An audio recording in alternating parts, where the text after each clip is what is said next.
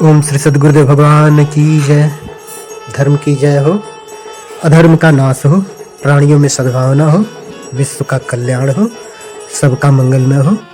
सर्वे भवन्तु सुखिनः, सर्वे सन्तु निरामया।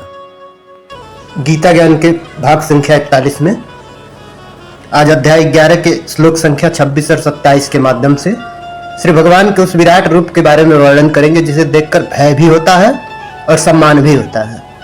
तो ईश्वर से हमें डरना भी चाहिए और ईश्वर का सम्मान भी करना चाहिए। यह श्रीमद् भगवद गीता में उल्लेख मिलता है। अमी च त्वाम धृतराष्ट्र पुत्रा सर्वे सहैवाय विनिपाल संघै भीष्मो द्रोणसुत पुत्रा तथासौ स अस्मदीयैरप्युध मुख्यै वक्त्राणि त्रे त्वर्मणा विशन्ति दृष्टा करालानि भयानान्कानि केचिन् दिग्लानान् दशनान्तरेषु सदृश्यन्ते चूड़ीतैरुक्त मांगे। अर्थात धृतराष्ट्र के सारे पुत्र अपने समस्त सहायक राजाओं सहित तथा भीष्म द्रोण कर्ण एवं हमारे प्रमुख योद्धा भी आपके विकराल मुख में प्रवेश कर रहे हैं। इसमें से कुछ के सिरों को तो मैं आपके कुछ को दांतों के बीच चूड़ित होते हुए देख रहा हूं। इस प्रकार का दृश्य अर्जुन देखता है कि जो कौरवों की सेना है उसमें से ज्यादातर लोग भगवान के श्री मुख में प्रवेश कर रहे हैं और भगवान उनको दांतों से चूड़ित कर रहे हैं, जिसमें भीष्म भी है, द्रोण भी है और कर्ण भी है। भीष्म को अजय कहा जाता है। भीष्म को माना जाता था कि उन्हें कोई जीत नहीं सकता, किंतु भीष्म भी यहाँ समाप्त हो रहे हैं, कर्ण भी समाप्त हो रहे हैं। कर्ण के समान मित्र नहीं कोई मिलेगा इस दुनिया में। दुर्योधन को कर्ण जैसा मित्र मिलना भी एक सौभाग्य की बात है। तो कर्ण भी पाप का साथ देने के लिए श्री भगवान के मुख में समाहित होता हुआ दिख रहा है। इतना विकराल मुख है श्री भगवान का कि उसमें सब कुछ समाहित हो रहा है। उसमें कुछ सेनाएं पांडवों की भी समाहित हो रही है, यानी दोनों तरफ की सेनाएं समाहित हो रही हैं। अर्जुन एवं कुछ अन्य लोग बचे हुए हैं जो नहीं समाहित हो रहे हैं। भगवान के इस रूप को देखकर अर्जुन को ज्ञात होता है कि युद्ध में हमारी विजय निश्चित है। इतनी बड़ी सेना कौरवों के पास में है और इतनी छोटी सेना पांडवों के पास में, फिर भी भगवान पांडवों के पक्ष में है। ठीक उसी प्रकार से भगवान हिंसक का समर्थन कभी नहीं करते। जो हिंसा करते हैं, पाप करते हैं, उसका समर्थन कभी नहीं करते। न केवल विपक्ष के भीष्म जैसे महान योद्धा भी नष्ट होंगे, अपितु अर्जुन के पक्ष वाले भी कुछ महान योद्धा नष्ट होंगे। युद्ध में दोनों पक्षों की हानि होगी, मानव हानि होगी, और युद्ध से भागना भी नहीं है, क्योंकि युद्ध जो है वो कर्तव्य है। युद्ध क्या है? कर्तव्य है, उसको पूरा करना है, कर्म है, नियत कर्म है, तो उसे पूरा करना है। इस रणभूमि में, इस संसार के समरभूमि में नियत कर्म को पूरा करना है। इसका संकेत यह है कि कुरुक्षेत्र में एकत्र समस्त व्यक्तियों के बाद पांडव विजयी होंगे। पांडव का अर्थ है अच्छे लोग विजयी होंगे और बुरे लोग मारे जाएंगे। तो यह समस्त विश्व के लोगों पर लागू होता है। किंतु मेरा मन आज बहुत दुखी है। पालगाम में ऐसी घटना हुई है कि हिंदू पूछकर कुछ लोग मारे गए हैं। ऐसा नहीं होना चाहिए।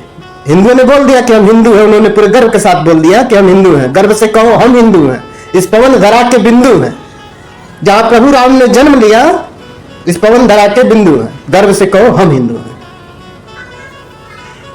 जिन आतंकवादियों ने हमला किया और हिंदुओं के जाने लिए मासूमों का कत्ल किया है, उनके लिए आज ये 5वां कलमा इस्तिगफार का पढ़ देता हूं। अस्तगफिरुल्लाह रब्बी मिन कुल्ली जाम्बिन अजनबतु अमदनो खो खद अनिसरनल अलाबिन आउतु अबुबु इलही मिन जम्बिल लजिया अल अमुलु इन कलकनात अल्लाह मुल गयूबु व सत्तारुल युबी व गफा रजुल नबी वाला होला बला कुत अल्लाह इल्ल बिल्लाह इल्ल मिल अजीम। मैं अपने परवरदिगार अल्लाह से तमाम गुनाहों की माफी मांगता हूं जो मैंने जानबूझकर किए या भूल कर किए, छिप कर किए या खुल्लम खुल्ला किए, और तौबा करता हूं मैं उस गुनाह से जो मैं जानता हूं और उस गुनाह को जो मैं नहीं जानता। या अल्लाह, बेशक तू गैब की बातें जानने वाला और ऐबों को छिपाने वाला और गुनाहों को बख्शने वाला है, और हमें गुनाहों से बचने और नेकी करने की ताकत नहीं अल्लाह के बगैर, जो कि बहुत बुलंद वाला है। ऐसा कुरान शरीफ के ही एक कलमा में कहा गया है और आज मैं उसी कलमा को पढ़ रहा हूं।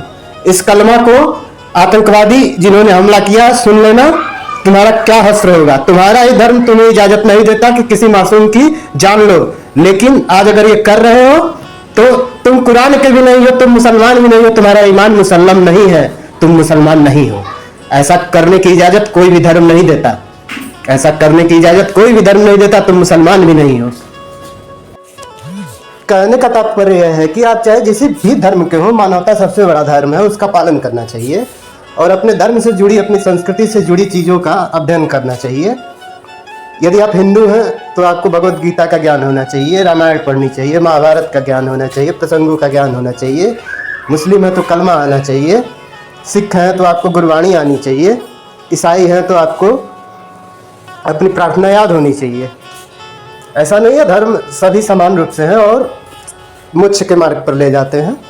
इसलिए जरूरी है कि हम मानवता के धर्म को निभाएं।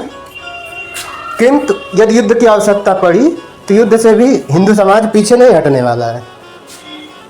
हम पीछे नहीं हटेंगे। अगर युद्ध से ही, युद्ध ही मांग है तो युद्ध से हम पीछे नहीं हटेंगे, क्योंकि वह हमारा नियत कर्म है। यह नियत कर्म करने का साहस श्री भगवान का विराट रूप हमें देगा, ऐसा हमारा मानना है। जय श्री कृष्ण।